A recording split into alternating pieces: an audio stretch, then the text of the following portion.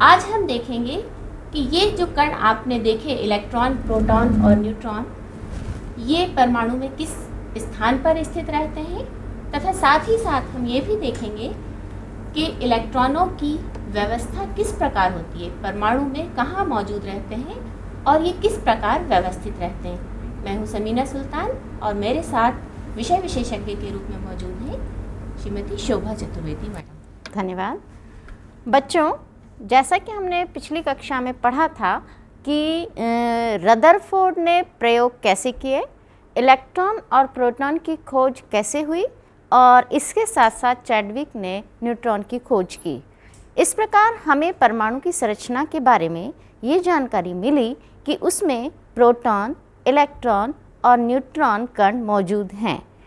Rutherford ने जो प्रयोग किया और उससे जो निष्कर्ष निकाला उसको बच्चों आओ हम देखते हैं इस चित्र के माध्यम से, जिसमें हम ये बताएंगे कि एक परमाणु की संरचना कैसी होती है, उसमें इलेक्ट्रॉन और प्रोटॉन और न्यूट्रॉन कहाँ उपस्थित होते हैं।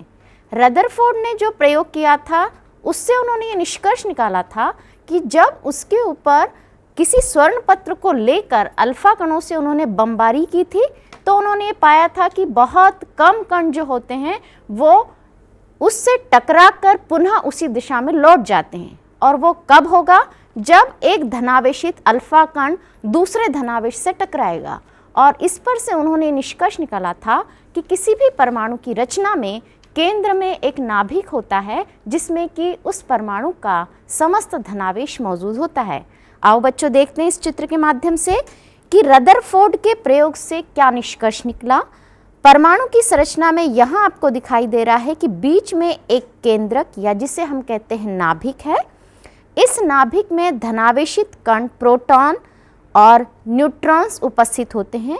बच्चों, न्यूट्रॉन पर कोई आवेश नहीं होता है, यह हम पूर्व में भी जान चुके हैं। और इसमें इलेक्ट्रॉन आसपास चक्कर लगाते हैं। ये जो यहाँ पर आपको दिखाई दे रहा है ये इलेक्ट्रॉन, ई से हम इसे प्रदर्शित कर रहे हैं, इसके ऊपर ऋणावेश है और प्रोटॉन और न्यूट्रॉन को हमने नाभिक के अंदर दर्शाया है। जैसा कि हम जानते हैं बच्चों कि परमाणु उदासीन होता है। उदासीन कब हुआ? जब उसमें जितनी मात्रा में धनावेशित कण मौजूद हैं उतनी ही मात्रा में ऋणावेशित कण मौजूद हैं।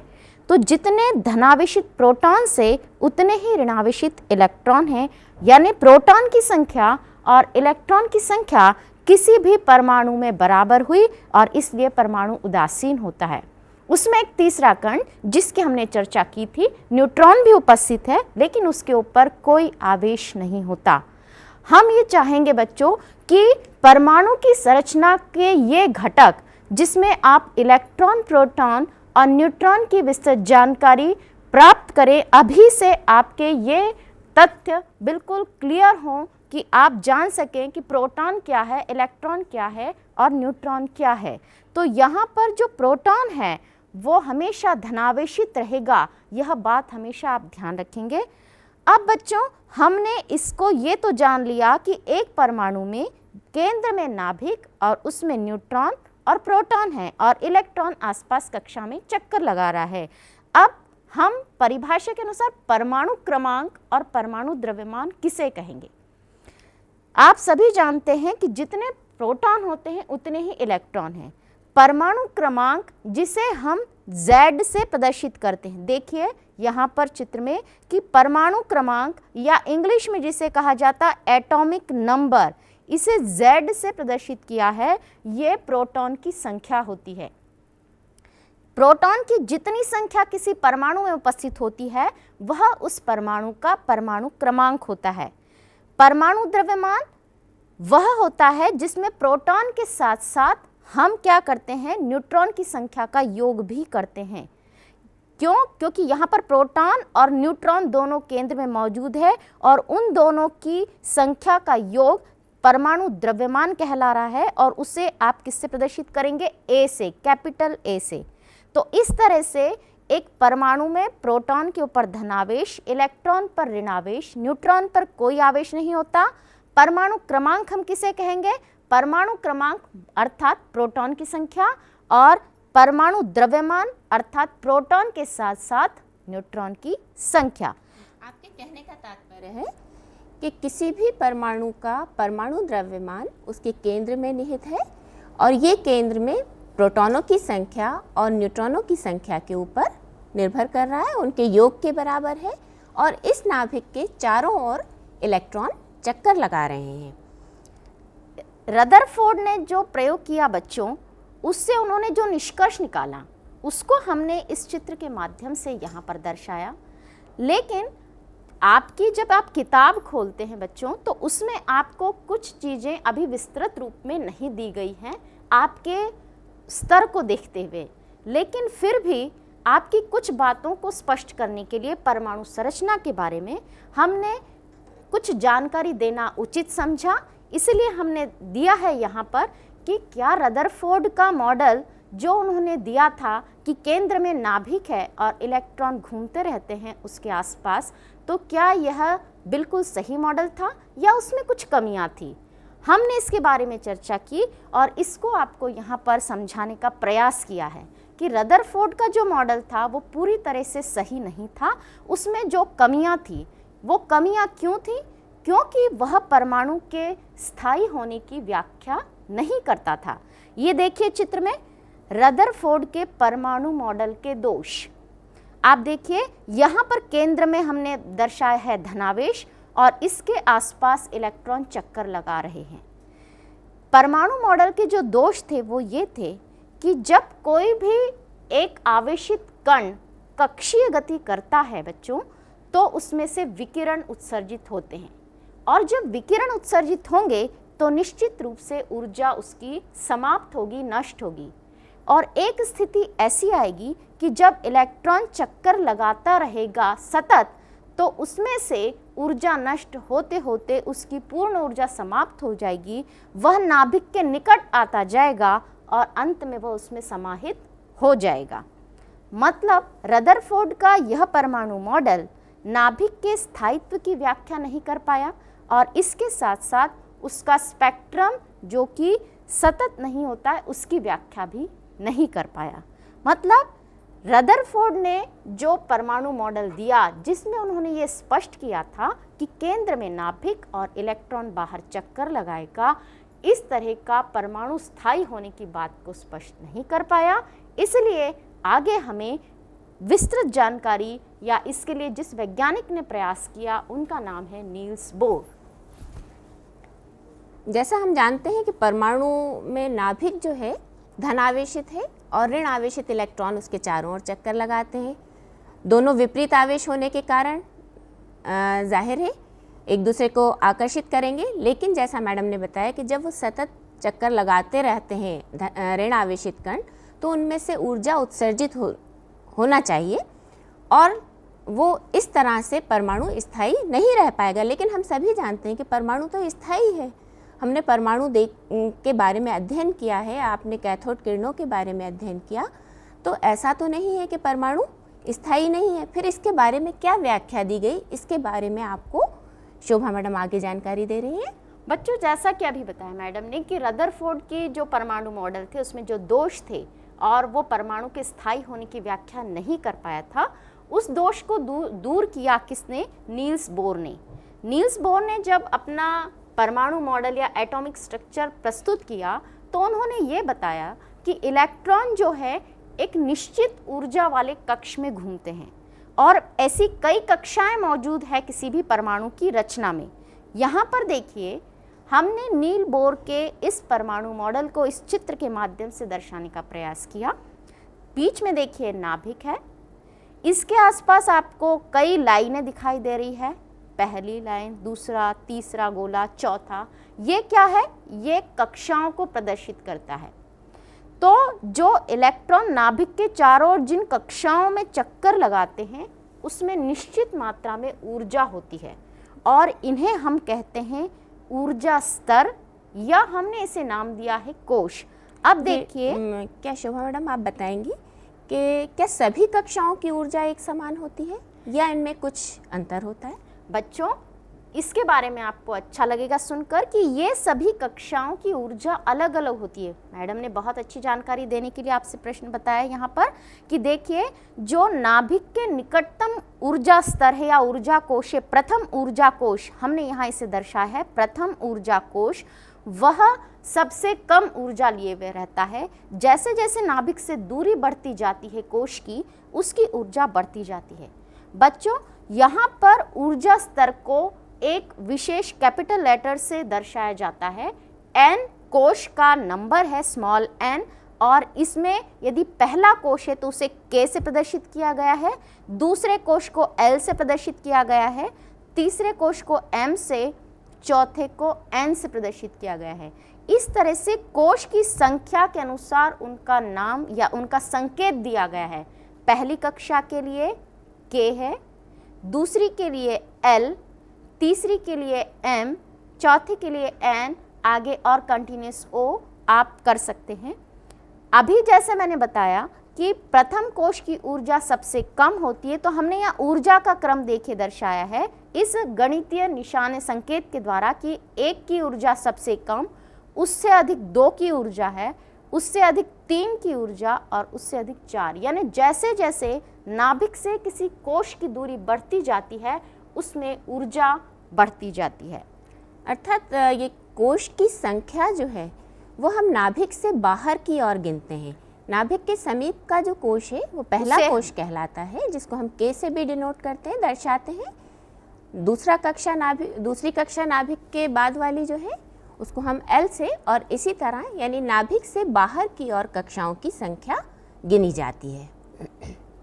बच्चों, एक बात और है कि यदि इलेक्ट्रॉन एक ही कक्षा में घूमता रहता है निश्चित ऊर्जा में, तो वह किसी प्रकार की ऊर्जा का ह्रास नहीं करता।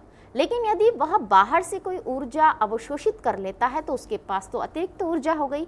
उस अवस्था में वह क्या करता है, बोर के अनुसार इलेक्ट्रॉन निकटतम ऊर्जा उच्च ऊर्जा स्तर पर चला जाता है। जैसे यहाँ पर K या L में कोई इलेक्ट्रॉन मौजूद है L में, और उसने किसी ऊर्जा को प्राप्त किया, अवशोषित होकर ऊर्जा उसकी अधिक हो गई, तो वह अगली M कक्षा में उच्चतम ऊर्जा स्तर वाले में चला जाता है।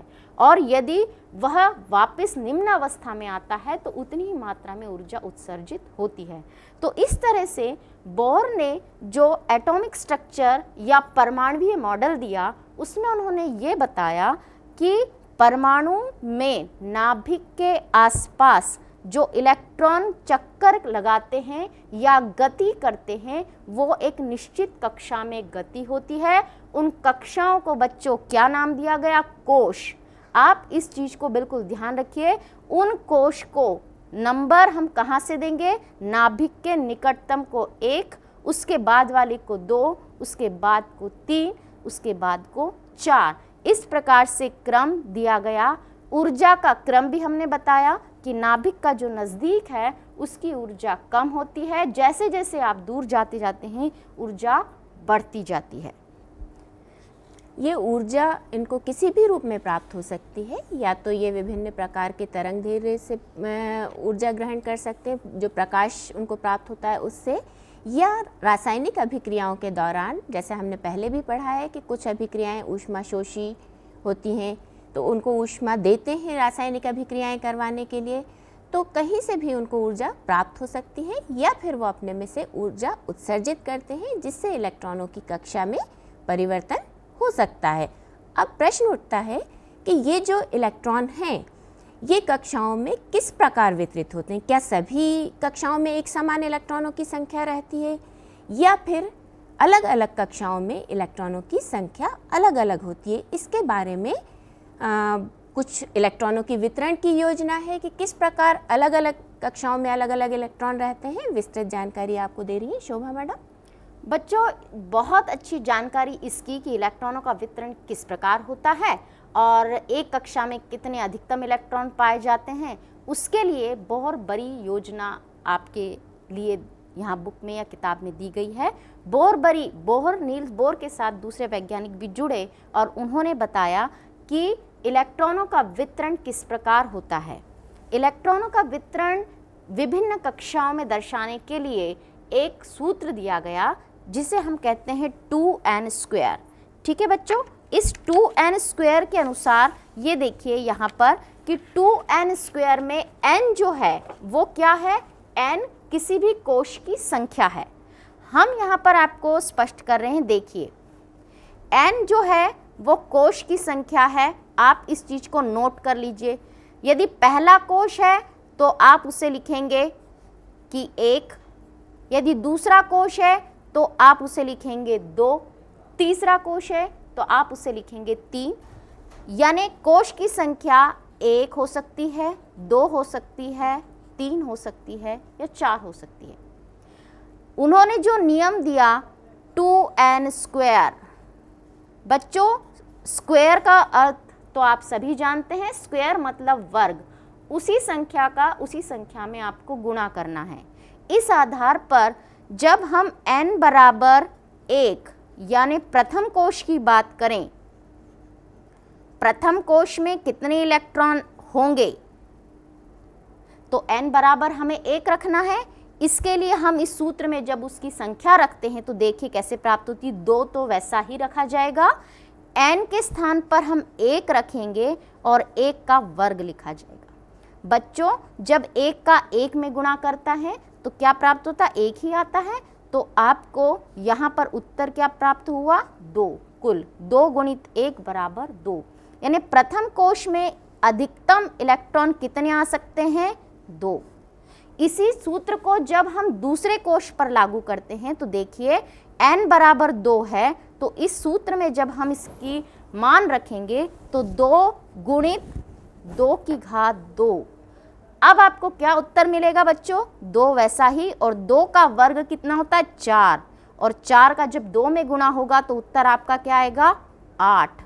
इस प्रकार आपको दूसरे कोश में अधिकतम इलेक्ट्रॉन कितने प्राप्त हुए, 8। आप आगे के कोश में जाइए, n बराबर 3, ये हम तीसरे कोश की बात कर रहे हैं। कोश कैसे, ये बीच में नाभिक है और यहाँ पर ये पहला कोश, ये दूसरा कोश, ये तीसरा कोश, इस तरह से हम जा रहे हैं। पहला कोश के 1, दूसरा कोश ये, तीसरा कोश ये, आगे और बढ़ते चले जाइए, और ये बीच में क्या है, नाभिक। अब आप यहाँ देखिए n बराबर 3 है, तो 3 होने पर 2 गुणित 3 का वर्ग कीजिए, आपको क्या मिलेगा, 2 गुणित 9। 3 का 3 में गुणा करने पर हमें 9 प्राप्त होता है। 9 का फिर 2 में गुणा करने पर हमें कितना मिला बच्चों, 18। तो इस सूत्र के माध्यम से हम क्या गणना कर रहे हैं कि किसी कोश में कितने इलेक्ट्रॉन उपस्थित होंगे, अधिकतम इलेक्ट्रॉनों की संख्या हम इसके द्वारा जान रहे हैं। किसके अनुसार, बोरबरी ने जो इलेक्ट्रॉनों की वितरण व्यवस्था दी उसके अनुसार। अब आप चौथे कोश की भी बात कर सकते हैं, तो यहाँ पर आपको मिलेगा 2 गुणित 4 का वर्ग बराबर क्या हो जाएगा, 2 गुणित 16 बराबर 32। चौथे कोश में आपको कितने इलेक्ट्रॉन प्राप्त हुए, 32। इस प्रकार आप यहाँ पर प्रथम, द्वितीय, तृतीय और चतुर्थ कोश में अधिकतम इलेक्ट्रॉन, जो मैंने अभी आपको चित्र भी बताया था उसमें भी लिखा हुआ था कि K में अधिकतम 2 इलेक्ट्रॉन, L में अधिकतम 8 इलेक्ट्रॉन, M में अधिकतम 18 इलेक्ट्रॉन और उसके बाद N में 32 इलेक्ट्रॉन। तो ये क्रम कैसा होता है, इस चित्र के माध्यम से हम देखते हैं। अर्थात 2n² के नियम के अनुसार आपने जिस तरह बताया कि पहली कक्षा में अधिकतम 2 इलेक्ट्रॉन रह सकते हैं, दूसरी में 8 इलेक्ट्रॉन, तीसरी में 18 इलेक्ट्रॉन रह सकते हैं, तो इस तरह से आगे की कक्षाओं में भी हम इलेक्ट्रॉनों की संख्या ज्ञात कर सकते हैं। लेकिन इसके अलावा भी बोरबरी ने कुछ और नियम दिए थे, जिनके अनुसार हम ये देखते हैं कि क्या कुछ और नियमों का भी पालन करना पड़ता है इलेक्ट्रॉनों को वितरित करते समय हमें, या केवल 2n² का नियम ही हमें फॉलो करना होगा। देखिए बच्चों, अभी हमने इलेक्ट्रॉनों की वितरण व्यवस्था के लिए 2n² सूत्र के अनुसार अधिकतम इलेक्ट्रॉनों की संख्या देखी। इन अधिकतम इलेक्ट्रॉनों की संख्या कैसे आई, यह आपने खुद अभी यहाँ गणना करके देखा, इसलिए हमने आपको यहाँ पर सीधा चार्ट पर न बताते हुए स्वयं गणना करके बताया। आप स्वयं खुद करिए कक्षा में कि कैसे 2n²। n की जगह आपको क्या रखना है, कोश की संख्या। ये बात ज़रूर ध्यान में रखिए। लेकिन सिर्फ यही एक नियम नहीं था कि जिसके आधार पर कक्षाओं में इलेक्ट्रॉनों का वितरण होता था।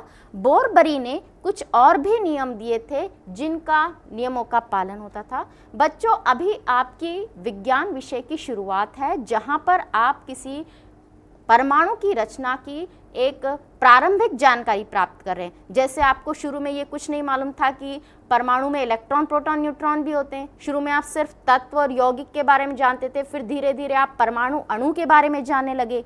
अब परमाणु अणु की रचना जब आपने देखी तो आप इलेक्ट्रॉन, प्रोटॉन से भी परिचित हुए, और जब इलेक्ट्रॉन, प्रोटॉन और न्यूट्रॉन से परिचित हुए तो विभिन्न मॉडल कौन कौन से हैं, किन्होंने कैसी संरचना दी, इसके बारे में भी हमने जाना।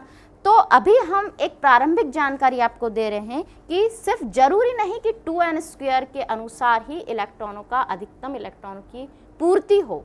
इसके अलावा भी बोरबरी ने जो नियम दिए थे वो कौन से थे, देखिए। सबसे बाहरी कक्षा में इलेक्ट्रॉनों की अधिकतम संख्या 8, है ना, 8 से अधिक बाहरी कोश में नहीं हो सकते। मान लीजिए हम बात करते हैं कि कोई भी कोश है, कोई भी कोश कौन सा, ये कोश मान लीजिए नाभिक, ये पहला K, दूसरा L, तीसरा M।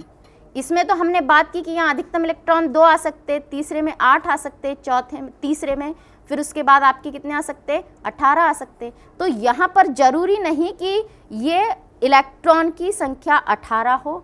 यदि ये अंतिम कोश बन जाता है, M यदि किसी परमाणु का अंतिम कोश है, तो अंतिम कोश होने पर इसमें इलेक्ट्रॉन की संख्या 8 होगी, और इससे अंतिम कोश होने पर जरूरी नहीं कि इसमें 18 इलेक्ट्रॉन हो, आ सकते हैं उसमें 18 इलेक्ट्रॉन, लेकिन उसमें यदि वो अंतिम कोश बन जाता है तो केवल 8 ही इलेक्ट्रॉन उपस्थित होंगे। अर्थात आपके कहने का तात्पर्य है कि जो भी बाहरी कक्षा होगी, बाह्यतम कोश जो भी होगा किसी परमाणु का, उसमें 8 से अधिक इलेक्ट्रॉन नहीं हो सकते। और जैसा हमें मालूम है कि 8 इलेक्ट्रॉन हो जाने पर वो तत्व निष्क्रिय हो जाता है, दूसरे तत्वों से संयोग भी नहीं करता है। इसी कारण बाह्यतम कोश में जब इलेक्ट्रॉनों की संख्या 8 हो गई तो उससे ज़्यादा नहीं हो सकती। बच्चों, अभी ये जानकारी तो ली हमने कि अंतिम कोश में 8 इलेक्ट्रॉन, लेकिन यह आवश्यक नहीं है कि नियम के अनुसार कोश पूर्ण होने पर ही उसमें क्या हो, दूसरा कोश बने। मान लीजिए हम एक उदाहरण लेते हैं कि पोटेशियम है। पोटेशियम का संकेत बच्चों क्या है, K। उसका परमाणु क्रमांक कितना है, 19। हम ये बोल रहे हैं इस नियम के अनुसार कि यह आवश्यक नहीं कि किसी भी परमाणु के वह कोश में यदि इलेक्ट्रॉन अधिकतम जितने आ सकते हैं वो पूरे आ जाएं तब ही अगला कोश बने, उसके पहले भी कोश बन सकता है। एक उदाहरण देखिए, यहाँ पर पोटेशियम का परमाणु क्रमांक कितना है, 19। परमाणु क्रमांक बच्चों हम पहले ही जान चुके हैं। परमाणु क्रमांक अर्थात क्या हुआ, प्रोटॉन की संख्या, और उतनी ही संख्या में उसमें इलेक्ट्रॉन मौजूद है। अब पोटेशियम है, उसका परमाणु क्रमांक 19 है, मतलब उसमें इलेक्ट्रॉन कितने मौजूद हुए, 19। अब हम पहले कोश में कितने रख दें इलेक्ट्रॉन, 2।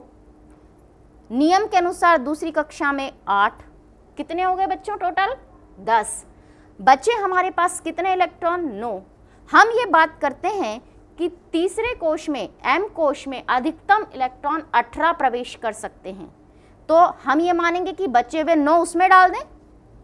लेकिन जब हम बचे हुए 9 इलेक्ट्रॉन इसमें डाल देंगे तो ये गलत हो जाएगा, ऐसा नहीं होता है। बोरबरी ने इसका भी नियम दिया था कि जरूरी नहीं कि किसी कोश में जितने अधिकतम इलेक्ट्रॉन आ सकते हैं वो पूरे भरने के बाद ही चौथा या अगला कोश बने।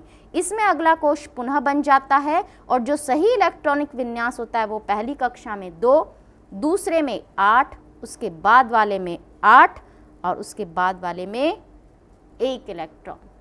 अर्थात अंतिम कोश में कितने इलेक्ट्रॉन हो गए, 1, पहली कोश में 2, दूसरे में 8, तीसरे में 8 और चौथे में 1।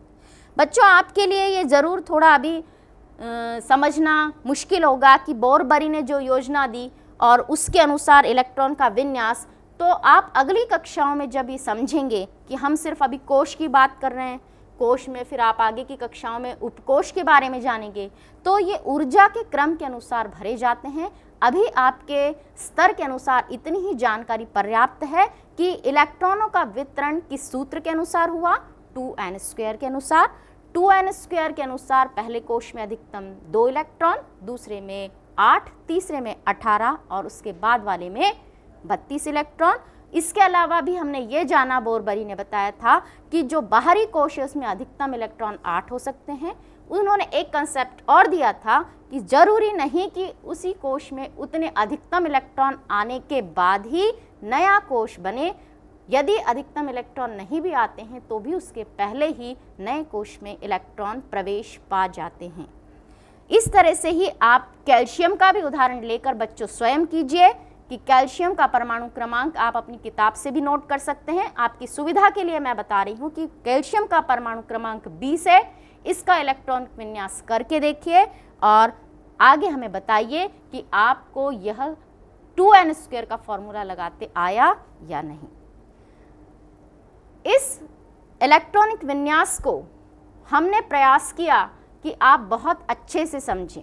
सिर्फ 2 8 8 1 2 8 2 इस तरह से लिखने के बजाय यदि आप किसी चित्र को बनाएंगे तो बच्चों आपको बहुत अच्छे से समझ में आएगा। और हम चाहेंगे कि ये चित्र आप स्वयं बनाएं जब आपको समय मिले, जरूरी नहीं कि कक्षा में ही बैठ के बनाएं।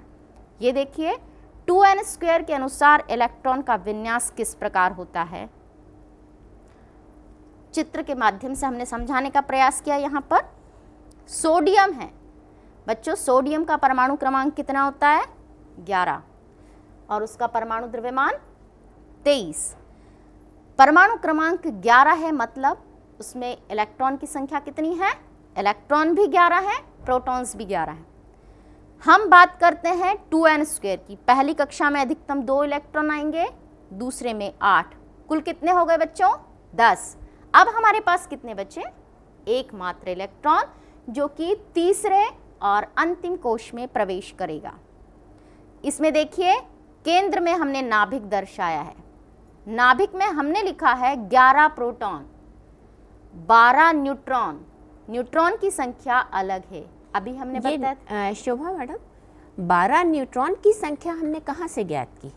अभी बच्चों हमने बताया था कि परमाणु द्रव्यमान बराबर क्या होता है, प्रोटॉन की संख्या और न्यूट्रॉन की संख्या का योग। जब हमें ये मालूम है कि किसी भी परमाणु में प्रोटॉन की संख्या कितनी है, प्रोटॉन की संख्या बच्चों, यदि हमारे पास प्रोटॉन है 11,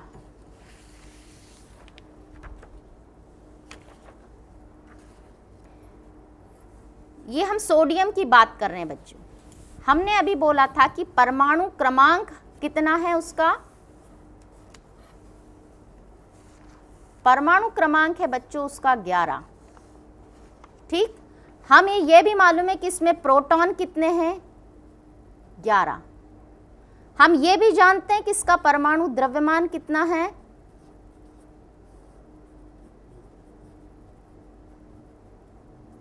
23। अब बच्चों जब आपको 2 चीजें मालूम है तो तीसरी तो आप ज्ञात कर ही सकते हैं, क्योंकि आप ये जानते हैं कि परमाणु द्रव्यमान जो होता है, परमाणु द्रव्यमान न्यूट्रॉन और प्रोटॉन का योग होता है। तो आपको ये चीज मालूम है, ये चीज मालूम है। हम ये बोल रहे हैं कि परमाणु द्रव्यमान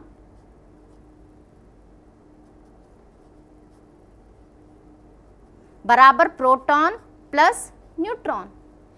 परमाणु द्रव्यमान आपका 23 है, प्रोटॉन की संख्या 11 है, प्लस न्यूट्रॉन आपको ज्ञात करना है। क्वेश्चन मार्क हमने इसलिए लगाया कि हम इसे ज्ञात करना चाह रहे हैं। तो जब हम इस संख्या को इधर लाएंगे बच्चों तो दूसरे पक्ष पर जाने पर वो ऋणात्मक हो जाएगी। 23 में से आपने 11 को घटा दिया, आपके पास न्यूट्रॉन की संख्या प्राप्त हुई, कितनी हुई, 12।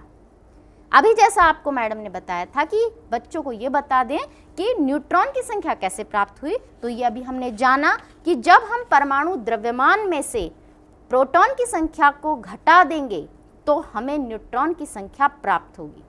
इसीलिए आप भी प्रयास करें कि आपकी किताब में, आपकी पुस्तक में या जितने भी परमाणु दिए हुए हैं उनके संकेत हैं, उनके परमाणु द्रव्यमान आपके पास है, उन सभी के प्रोटॉन और इलेक्ट्रॉन की संख्या निकालने का प्रयास करें।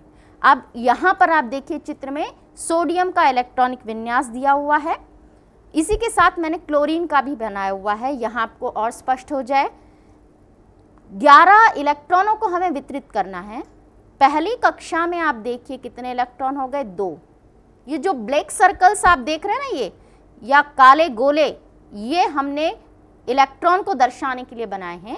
जो एक हरी लाइन है वो कोश की संख्या प्रदर्शित करी। जो नाभिक के निकटतम कोश है वो कौन सा कोश है, पहला कोश, उसमें देखिए 2 इलेक्ट्रॉन। फिर उसके बाद जाइए आप दूसरे कोश में, उसमें आपको कितने इलेक्ट्रॉन दिख रहे हैं, गिनिए, 1 2 3 4 5 6 7 और 8। दूसरे कोश में कितने इलेक्ट्रॉन हुए बच्चों, 8। और उसके बाद अंतिम कोश में आपको कितना इलेक्ट्रॉन दिखाई दे रहा है, केवल 1।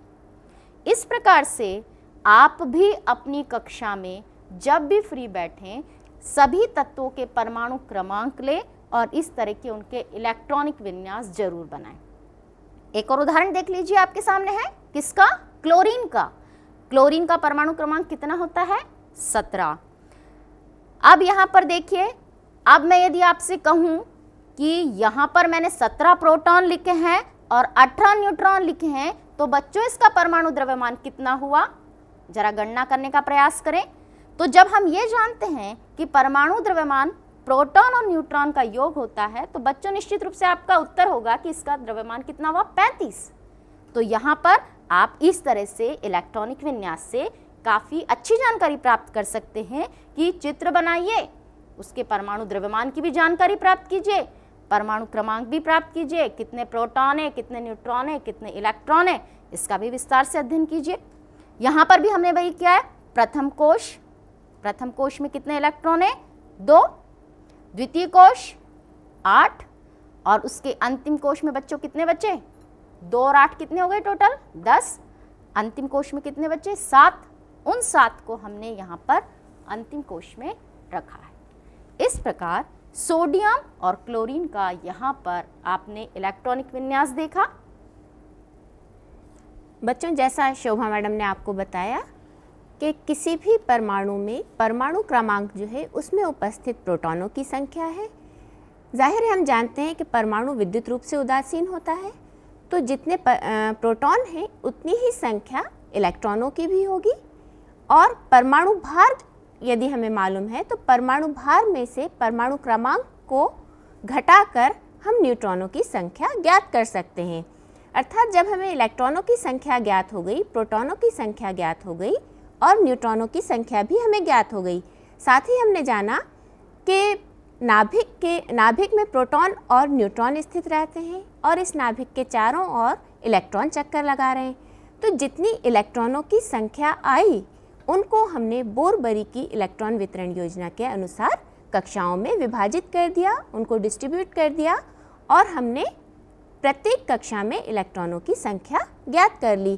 पहला नियम 2n² का देखा, उसके बाद आपने देखा कि बाह्यतम कोश में 8 से ज़्यादा इलेक्ट्रॉन नहीं रह सकते और बाह्यतम से अंदर वाली कक्षा में 18 से अधिक इलेक्ट्रॉन नहीं रह सकते।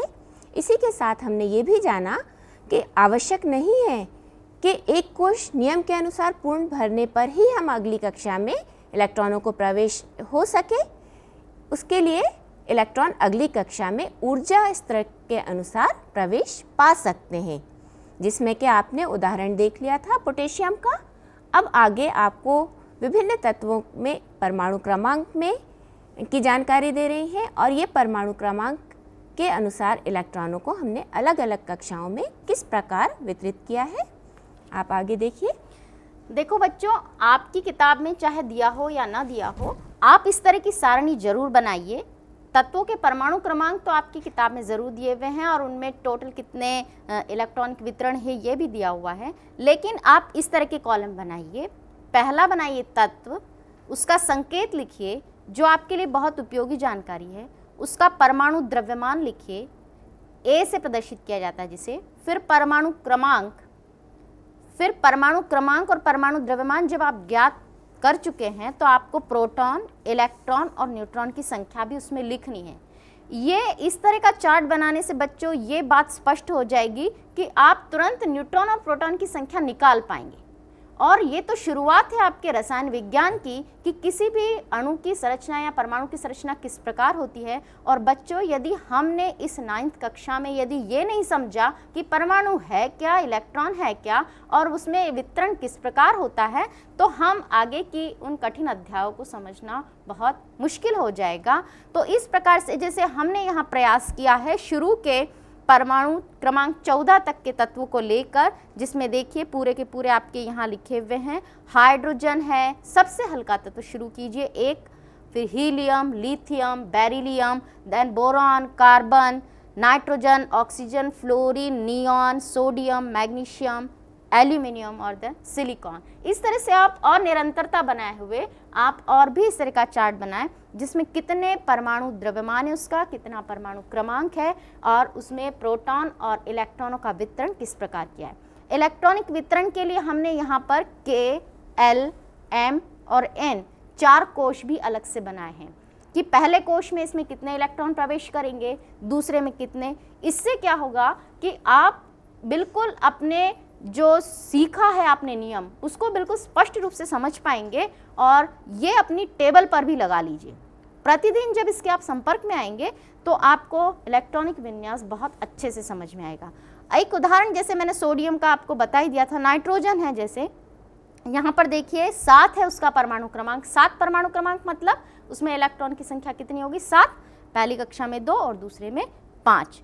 इस प्रकार से इलेक्ट्रॉनों का वितरण आप समझ सकते हैं। बच्चों, हमने इलेक्ट्रॉनों का वितरण, बोरबरी की योजना, रदरफोर्ड का मॉडल, इसके बारे में तो चर्चा की।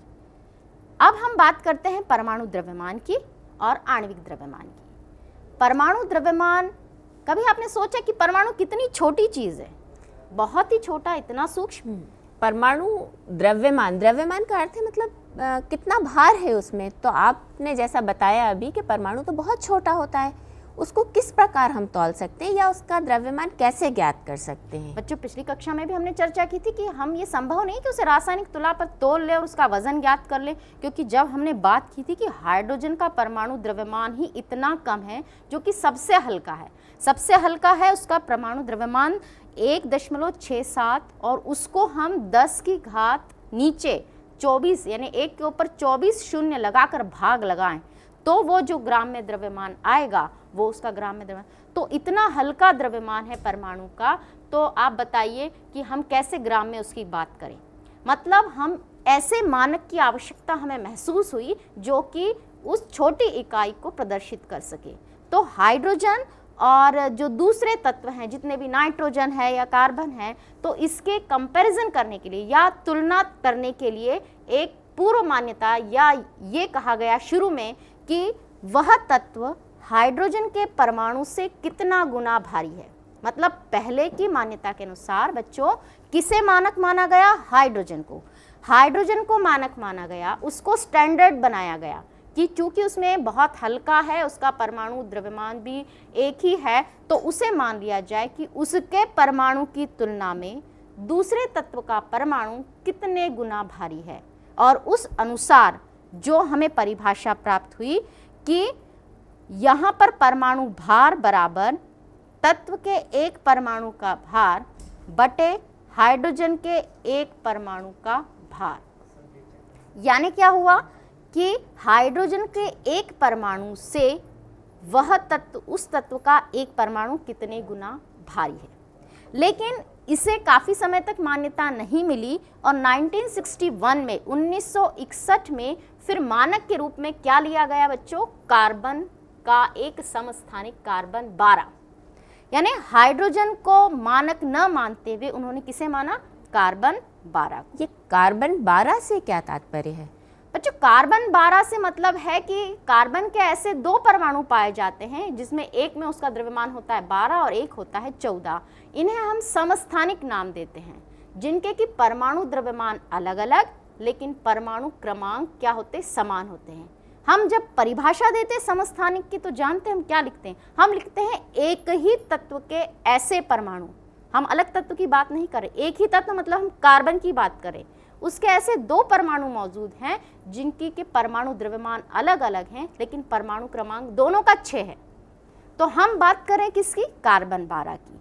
तो उसे मानक माना गया और कार्बन 12 के परमाणु द्रव्यमान का 12वां भाग, यानी जो कार्बन 12 परमाणु हैं उसके 12 हिस्से कर दीजिए, उसके एक हिस्से से वह तत्व कितने गुना भारी है वह उसका क्या हुआ, परमाणु भार हुआ।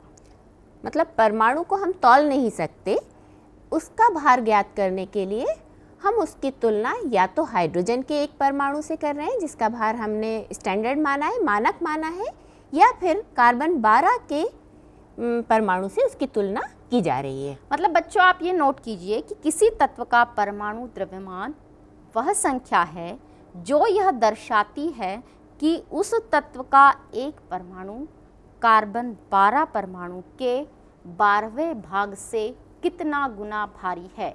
हम कार्बन के परमाणु से तुलना डायरेक्ट नहीं कर रहे हैं, उसके परमाणु के 12 हिस्से करने के बाद उसके एक हिस्से से करें, इस बात को जरूर याद रखिए। जैसे हमने हाइड्रोजन के बारे में बोला था कि पुरानी मान्यता थी कि हाइड्रोजन के एक परमाणु से कितना गुना भारी है, हम यहाँ यह बोल रहे हैं कि कार्बन के परमाणु के 1/12वें भाग से कितना गुना भारी है, और वह भी कार्बन परमाणु कौन सा बच्चों, जिसका कि परमाणु द्रव्यमान 12 है। तो इस प्रकार हमने परमाणु द्रव्यमान को जाना कि परमाणु द्रव्यमान को कैसे प्रदर्शित किया जाता है। यही परिभाषा हम आणविक द्रव्यमान के लिए भी बताएं कि आणविक द्रव्यमान क्या होता है।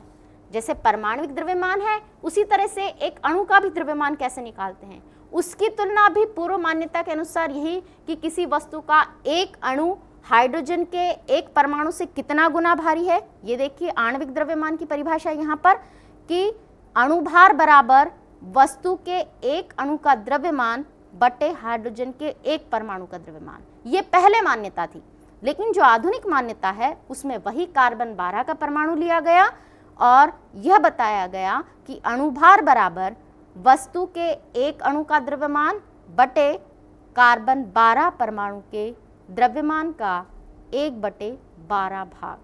आगे समझ में? कहने का मतलब है कि चाहे हम आणविक द्रव्यमान ज्ञात करें चाहे परमाणविक द्रव्यमान ज्ञात करें, दोनों में क्या हो रहा है कि तुलना किससे हो रही है, कार्बन के परमाणु के 12वें भाग से। अब इसको एक यूनिट माना है और ये यूनिट क्या है, एक एटॉमिक मास यूनिट। बच्चों आपको किताब में कई बार परमाणु द्रव्यमान को दर्शाने के लिए एक इकाई दिखाई देगी जिसे कि हम कहेंगे 1 AMU, A for atomic, M for mass और U फॉर यूनिट। एक एटॉमिक मास यूनिट किसके बराबर होता है, कार्बन परमाणु के 1/12वें भाग के द्रव्यमान के बराबर। बच्चों इस प्रकार आज हमने रदरफोर्ड के परमाणु मॉडल में क्या कमियां थी ये जाना, उन कमियों को नील्स बोर ने कैसे दूर किया, इलेक्ट्रॉनों की वितरण व्यवस्था के लिए बोरबरी ने क्या योजना दी, उन 2n² के सूत्र के अनुसार इलेक्ट्रॉनों का वितरण हमने विभिन्न कक्षाओं में कैसे किया, और इसके साथ साथ हमने परमाणु द्रव्यमान और आणविक द्रव्यमान क्या है उसको कैसे AMU या ग्राम में प्रदर्शित किया जाता है ये जानने का प्रयास किया। आगे की कक्षाओं में फिर मिलते हैं समीना मैडम से।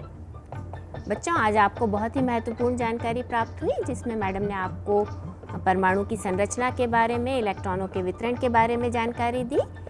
अब अगली कक्षा में हम कोशिका के बारे में अध्ययन करेंगे। जीव विज्ञान का चैप्टर है, उसका पाठ है जिसके अंतर्गत हम वनस्पति कोशिका और जंतु कोशिका के बारे में इनका अध्ययन किया जाएगा, और साथ ही अनुकूलन के बारे में भी हम अध्ययन करेंगे। अनुकूलन क्या होता है, किस प्रकार जंतुओं और पौधों में अनुकूलन होता है, उनके बारे में विस्तृत जानकारी आपको दी जाएगी।